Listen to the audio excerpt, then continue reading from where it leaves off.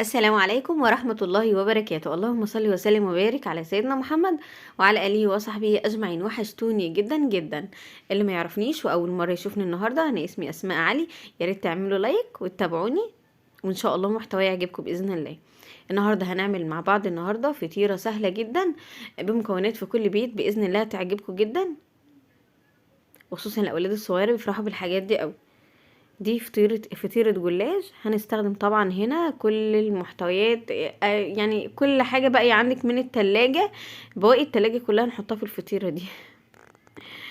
انا معايا هنا ميكس جبن كده، ايا كان بقى نوع الجبن. انا حاطه جبنه موتزاريلا وحاطه كمان جبنه بيضه عاديه، يعني اي نوع جبن بقى موجود عندك. حاطه عود بقدونس صغير كده، وحطيت معايا زيتون، وحطيت كمان طماطمايه كده قطعتها، فلفل اخضر بقى. بصي المتاح عندك، واي ميكس انت تحبي تحطيه حطيه. عندك لحمه معصجه، عندك لانشون، بصي الموجود بيف الموجود عندك.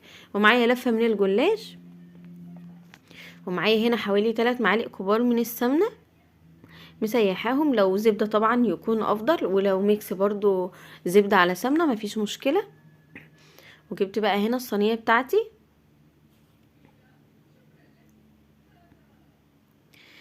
هنا بقى جبت ورقة الجلاش بتاعتي، بحيث ان انا اقسمها نصين كده بالتقدير، يعني مش هعدهم بالظبط قوي يعني، بحيث ان انا اعمل نصهم تحت ونصهم فوق، يعني بين الحشو، يعني تحت الحشو وفوق الحشو.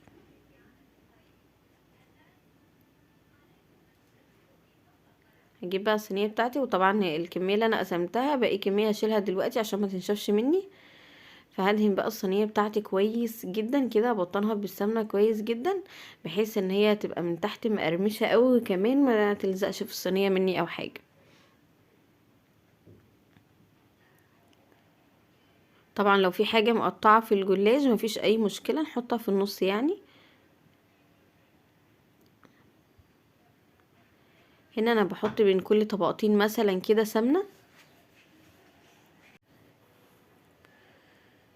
انا مش عايزه اكتر برضو سمنه قوي، بحيث ان هو ما يبقاش تقيل او حاجه، على قد ما اقدر. يعني انتوا عارفين الجلاش بيحب السمنه، فانا ما كنتش بكتر بين الطبقات قوي بصراحه يعني.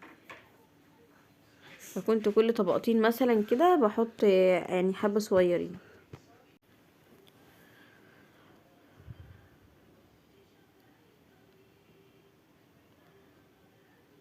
طبعا لو في ورق مقطع منك او حاجه، لو حطيتيه في النص كده مفيش اي مشكله. اهم حاجه الطبقه اللي فوق خالص والطبقه اللي تحت خالص برضو ما يبقاش فيها حاجه مكسره.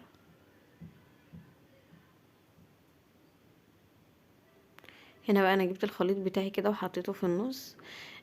معظم الحاجات اللي ولادنا ما بياكلوهاش وبنحطها في حاجه زي كده، هما ما بياخدوش بالهم منها قوي، ممكن ياكلوها.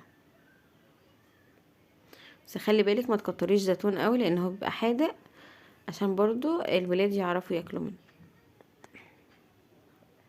شايفين الورق المقطع كله بحطه في النص عادي.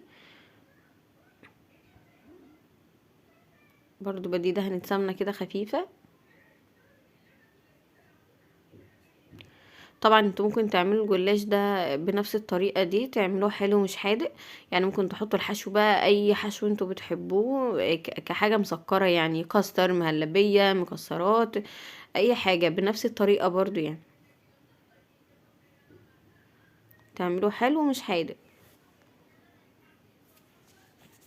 بس احنا النهاردة بنعملها فطيرة حادقة.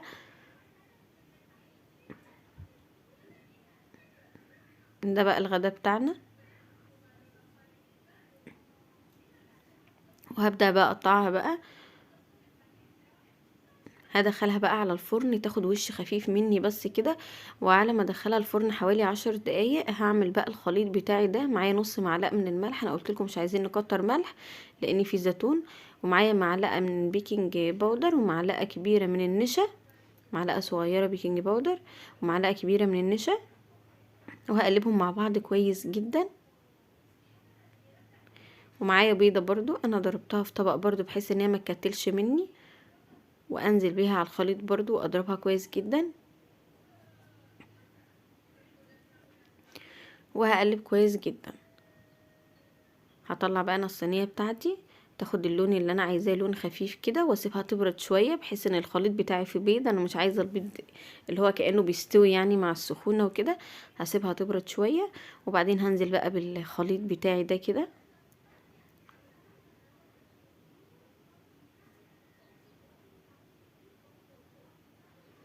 واخدها برضو احطها في الفرن على درجة حرارة مثلا 200.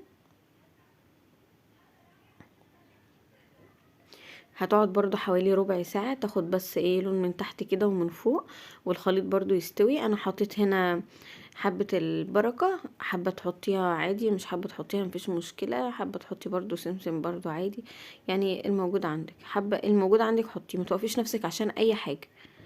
كده بقى دخلت الفرن معايا حوالي ربع ساعة وطلعت ما شاء الله مقرمشة من فوق وطرية من جوه جدا. يعني هي من تحت ومن فوق كده كانت بتقرمش جامد ما شاء الله، وخصوصا من تحت كمان اكتر يعني. ومن النص كانت طرية، يعني كانت بصراحة كانت ميكس حلوة قوي، جميلة جدا ما شاء الله. جربوها بجد مش هتندموا، ان شاء الله تعجبكم.